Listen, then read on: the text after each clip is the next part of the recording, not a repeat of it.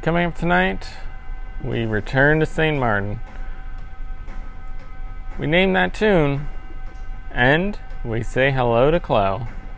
It's all coming up, so let's set sail.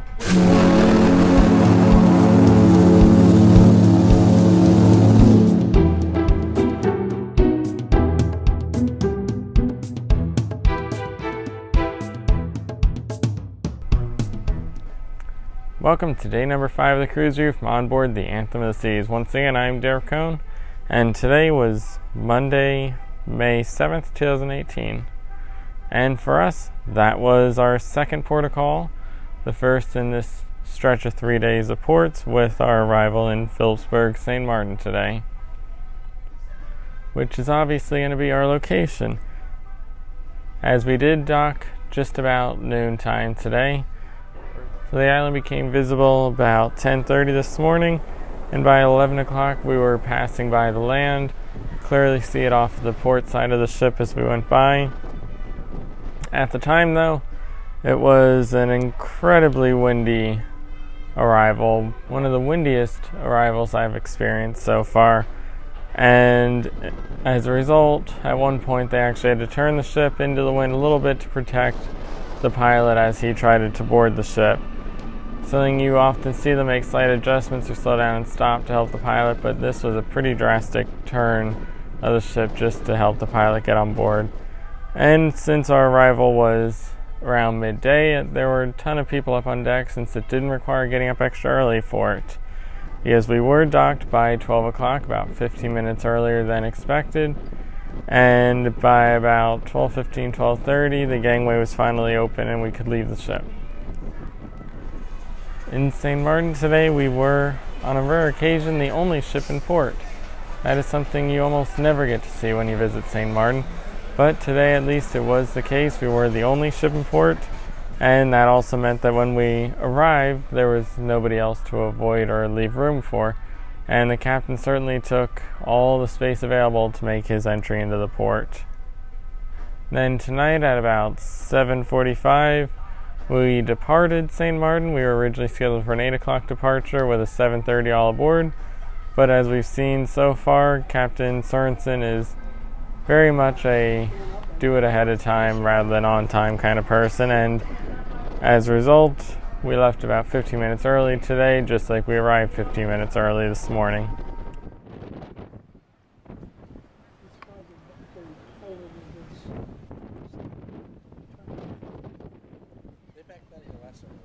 So as I mentioned, it was windy, but for the rest of our weather, we had a high of 83 degrees today with cloudy conditions leading to mostly sunny skies in the afternoon, and that was certainly the case today. But as the day went on, those clouds did return, and by the evening, it was entirely cloud-covered skies with a forecast tonight of more cloud cover, 15 to 20 knot winds, and 5-foot waves. But the reality is tonight we actually have the most clear skies we've had this entire sailing.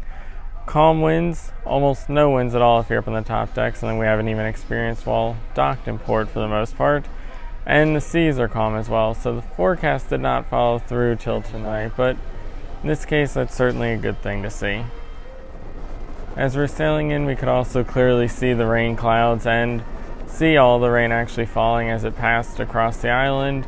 At one point there were dark clouds even in front of us that it looked like for sure was going to be raining shortly, but for the most part we really did not have any rain today. The captain seemed to find ways to avoid every bit that he saw.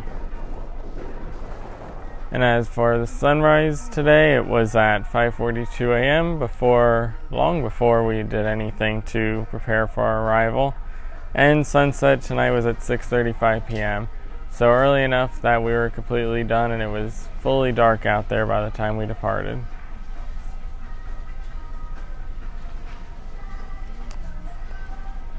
So, as I mentioned, for the most part we had some rough conditions during our arrival this morning, beautiful conditions while in port, and a little bit of concerning weather in the late afternoon, but it's certainly become beautiful once again.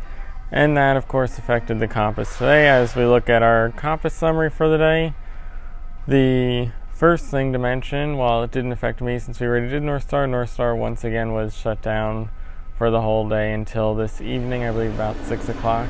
They finally started doing some rides on there, and that was a result of those very high winds as we're arriving. But for me, the first thing on my list was at 11 a.m. this morning was the biggest splash competition, which is basically a cannonball version of the belly flop competition. And while the top deck was crowded and increasingly crowded as the time went on, that event did not garner very much of a crowd. Most people were busy with other things, and the weather just did not cooperate well this morning. So that event ended up having to be canceled due to lack of support. But that being canceled opened the door to watch the arrival, as that was essentially the exact same time. And following that arrival then, we did not do any official excursions today, but I did take a few moments to get off the ship and take a look around the port area, see what's going on, what kind of hurricane damage is left over, and of course check out the Anthem of the Seas from the outside. So as I explored the port, it was incredibly empty. Obviously one ship is nowhere near the capacity that port is designed to handle. It really is, I think, one of the most high capacity ports there is right now, since it is often handling up to 6 ships at the same time. And even though there was supposedly a lot of damage in the port area itself, there were some signs, a few visible things. At the end there were 2 buildings that were kind of abandoned, but for the most part there wasn't too much visible damage. They are building 2 brand new shop buildings right at the entrance to the port from the cruise ship, but those are not replacing buildings that were damaged there. They are brand new construction. So it really seemed like the port actually held up pretty well intact. As we looked around the bay though, we could spot some other buildings that were completely demolished, and in some cases in the process of being demolished the rest of the way.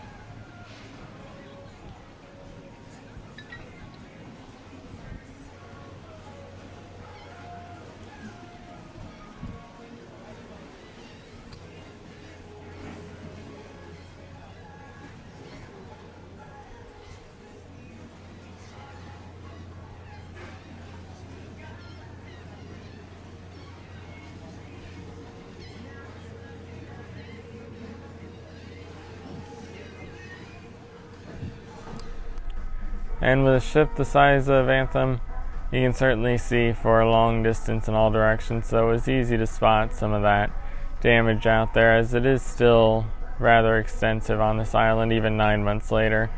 There's still a lot that has to be finished, cleaned up, and repaired before they are fully back to the way they were before.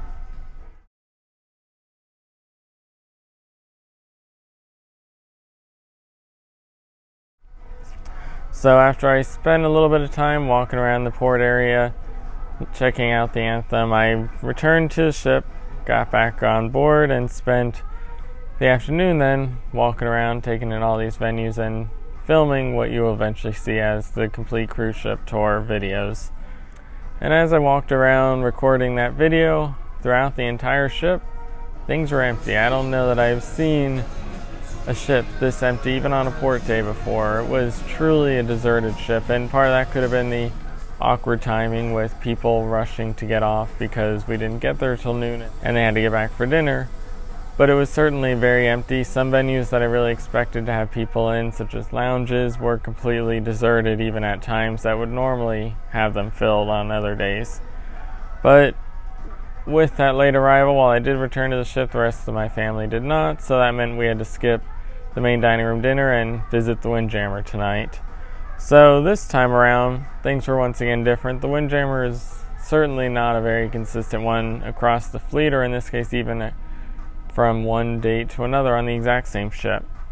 But tonight's, I'm glad to say, was much better than last year's. It was a massive spread of items this time, and they did have the dedicated pie and cake area, something that is often promoted on social media that gains a lot of attention, and this time it was a part of the buffet.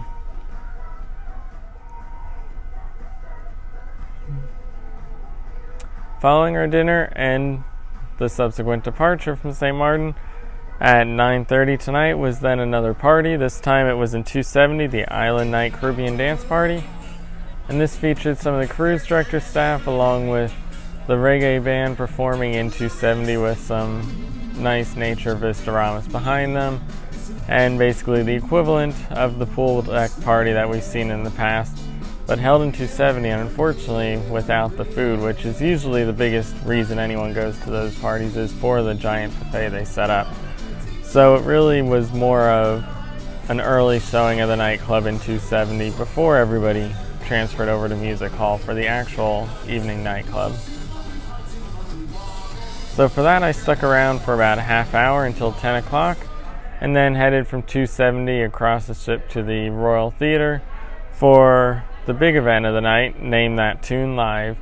This is of course a game show that is more than just a game show. It is an entire production that was created for the Quantum of the Seas, along with of course that pop-up Name That Tune, which was on our Quantum of the Seas sailings. And when Quantum went to China, this eventually got moved over to Anthem of the Seas, so now it is on the Anthem, and the Anthem is the only place you can see Name That Tune.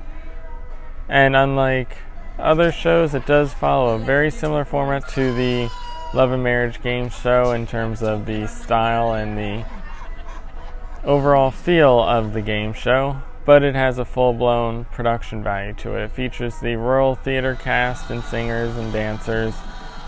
Instead of hitting play on a song, the Royal Caribbean Band, along with the singers and dancers, will perform the songs and dance the items out, and it's all actual people and music taking place in the show rather than just the traditional soundtrack on an iPod, which certainly makes it a whole other level and brings a lot of extra quality and appeal to it. And that game was hosted by Clodagh, and she did an incredible job with it. I can't wait to see her Love and Marriage game show after seeing this tonight, because she certainly knows how to hold her ground, and she has no problem butting heads with passengers and giving a little bit of that sarcastic attitude that adds so much entertainment to these kinds of events. Name that tune! This is the rhythm of the night. The night. Oh yeah. The rhythm of the night. The rhythm of the night. Oh, you are a genius. Musical genius. That could have gone on another 5 minutes saying that as well, you know, okay. All right, 15 seconds left. That was the one that took the longest. Rhythm of the night. Rhythm of the okay. I'm going to take a guess on this one. Okay. But that event lasted about an hour and 20 minutes. It was just a couple minutes shy of midnight when that finally ended.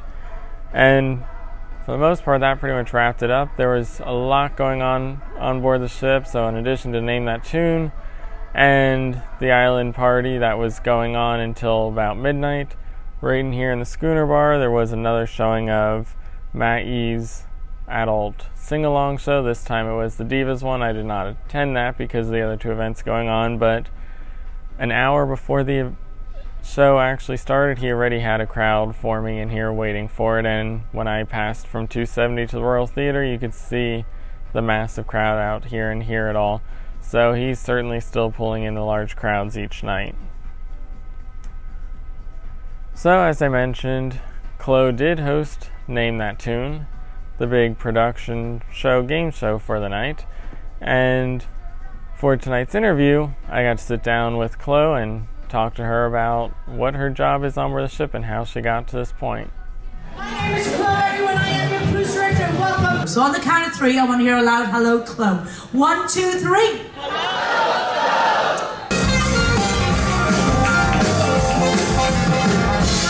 It's a tough job, but somebody's got to do it. So today I am joined by Clodagh, the cruise director. Thank you for joining me today. Oh, you're more than welcome, Derek. And I hope you're having a great time so far. Yeah. Oh, yeah. Great ship. Yep. So you've spent 30 years at sea. How did you get your start?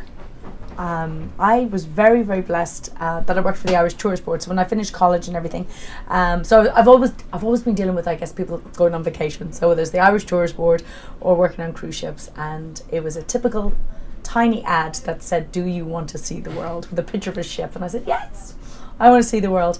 And the next thing you know, I'm in Alaska, joining the first ship that I joined, which was Exploration Cruise Lines.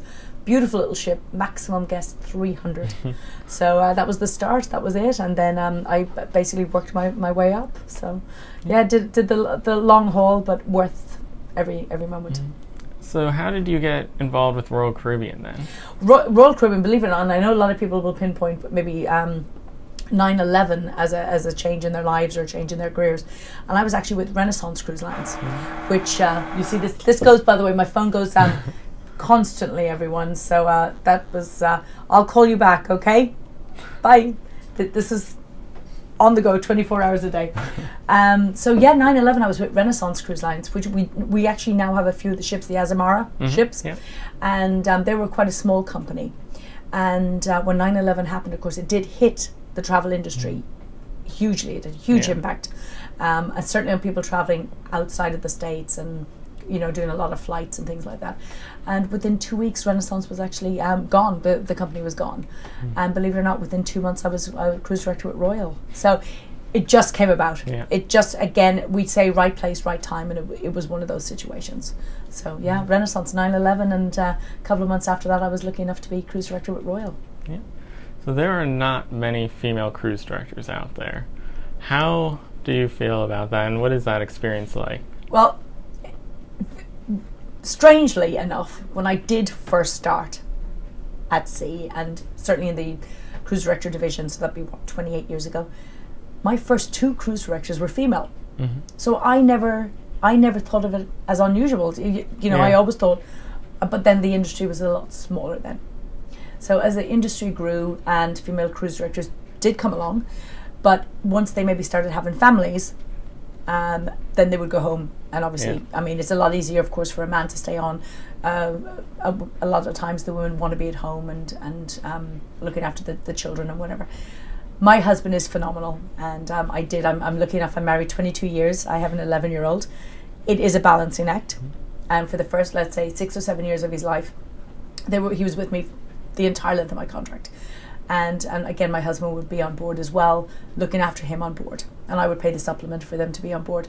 As schooling got more important, then of course we had to make decisions, so I then shortened my contract to be do shorter contracts on board. So instead of doing 4 months, I tend to do 2, or wherever the business needs are required, and I'll work around that, and then I get to go home then to be at home and be a domestic goddess for 2 months. Actually, I think I'm going to skip the bouncing family one because I think you kind of covered that one. Well, yeah, true. I suppose I did. Yeah, it is a balancing act, though. I'll give you that much. It is, and having to come back into working on the ship and looking after all the guests, and then going home doing the school run. It's a completely different, because I'm going 24 hours a day on the ship, and then going home and have a little bit of time, and I go down to the school gates, and I'm sure the other mums are like, there's no way she's working in the Caribbean. She doesn't even have a tan. She's obviously been in jail for the last 2 months. I'm sure that's what they must think. So is it more difficult to manage a household or to manage a ship?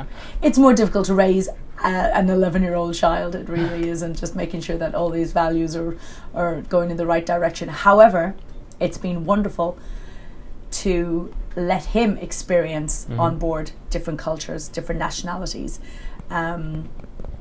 which he probably wouldn't do if we were living in Ireland. He would meet all these different cultures, and I love that fact. I love the fact that when he comes on board, he has to embrace different ages, different officers, different nationalities, and I think for him, I think that's a learning experience. I really do, and I think he obviously right now, being 11, doesn't understand how valuable that is, but one day hopefully he will.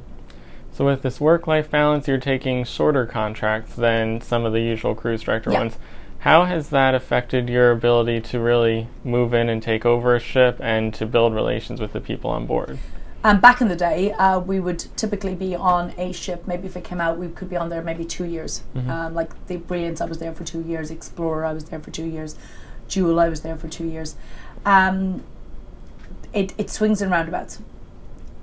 On the plus side, I come in for a shorter period of time, but you're a little bit more energetic because you've only got 2 months, so you have to make it work in 2 months, and you have to build your team very, very quickly and really rely on your team and use their strengths.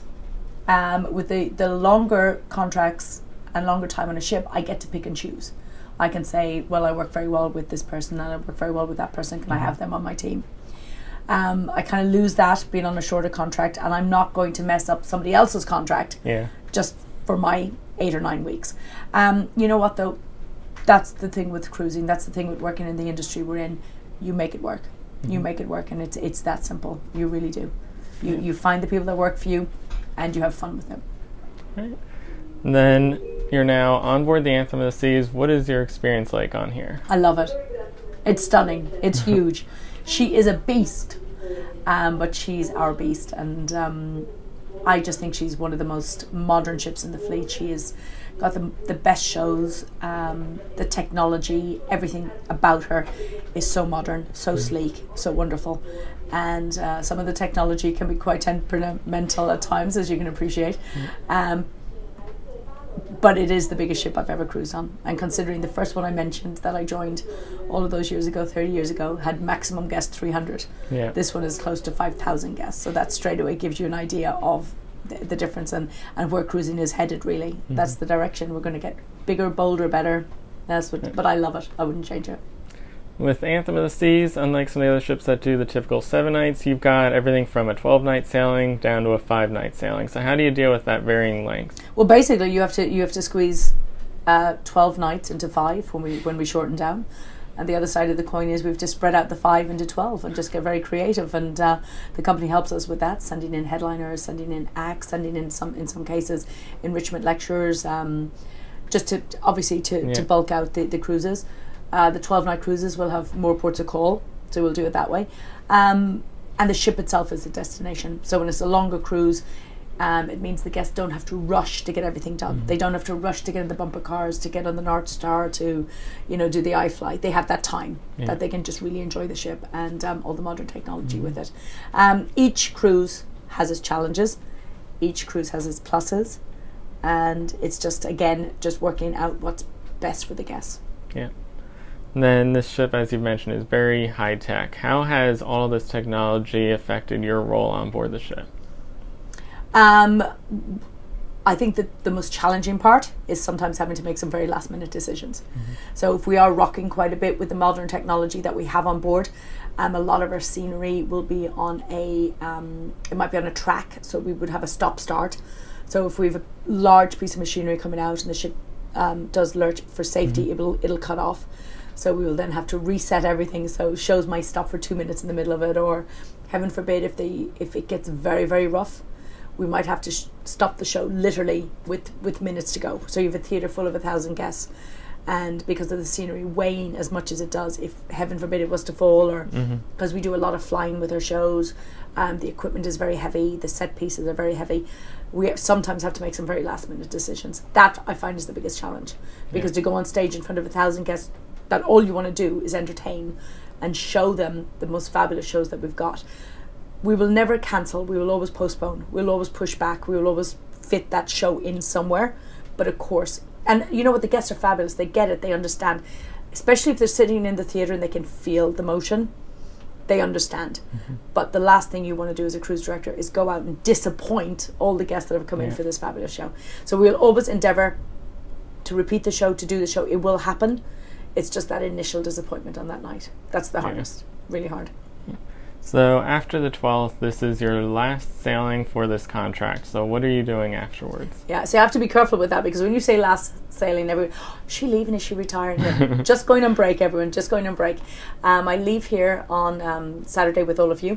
I will be back in the UK on Sunday morning. I will be having my English breakfast on Sunday morning. Then I'll be having my Sunday roast on Sunday afternoon. It's all about food, even on the ship. I spend about 6 weeks at home with my boys, my husband and my son.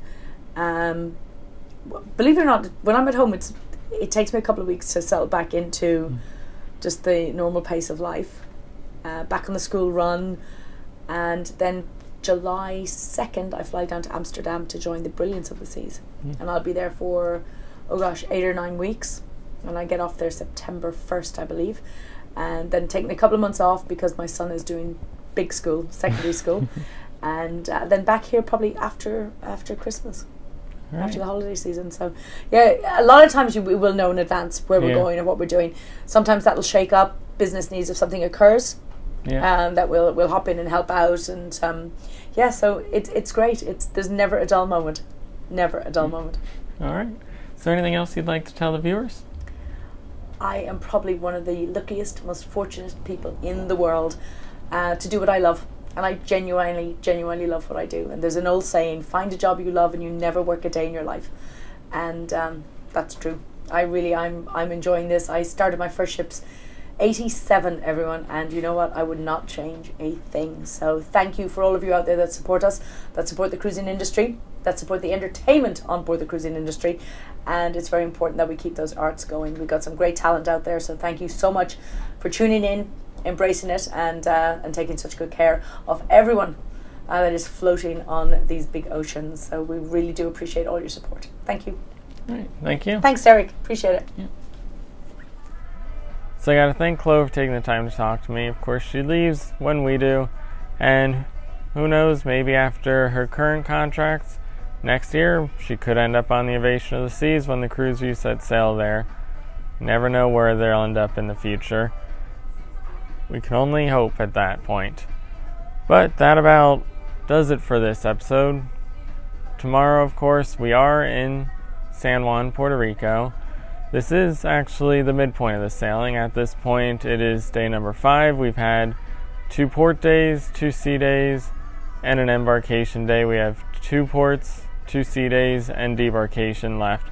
So this is truly the midpoint of the sailing, and tomorrow, as I mentioned, is San Juan with a very early arrival. We are to get into port at 7 a.m., start our entry a little bit before 6 a.m., so a very early one. With an arrival that early, though, it also means that we have a departure early at, I believe, 3 p.m. So be sure to tune in to tomorrow's episode to hear all about San Juan, Puerto Rico. But for now, I'm Picone, and stay tuned for the links.